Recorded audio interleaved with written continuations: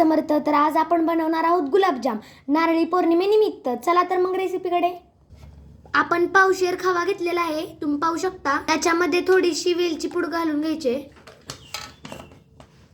ते छान एकजीव होईपर्यंत मळून घ्यायचंय. थोडासा मैदा घालून घ्यायचा.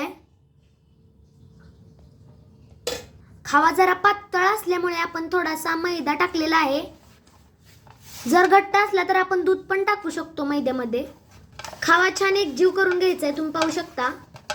या ठिकाणी आपलं पीठ तयार आहे. याचे छानसे छोटे छोटे गोळे करून घ्यायचे. या ठिकाणी आपण खव्याचे गोळे करून घेत आहोत.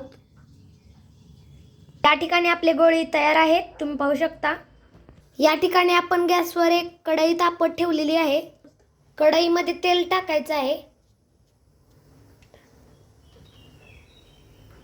या ठिकाणी आपण गोळे सोडून घेतले आहेत तेलात.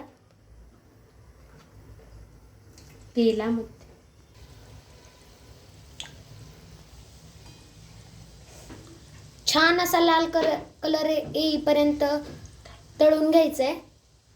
छान असं हलवत राहायचंय सारखं. या ठिकाणी छान असा लाल रंग आलेला आहे, तुम्ही पाहू शकता. आता ते काढून घ्यायचे. आता आपण पाक बनवणार आहोत. चवीनुसार साखर घालायची आहे. आपण पावशेर साखर घेतली आहे, पाहू शकता. त्यामध्ये 2 फुलपात्रे पाणी टाकायचं आहे. पाकामध्ये वेलची पूड टाकून घ्यायची आहे. अशा रीतीने आपले गोळे तळून तयार आहे, तुम्ही पाहू शकता.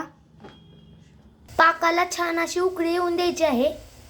पाक थंड होऊन द्यायचा आहे. परत आपण केलेले गोळे टाकायचे.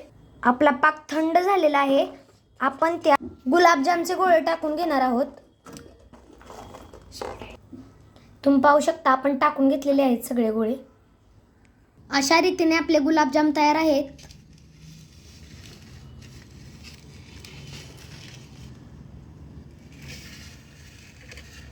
धन्यवाद.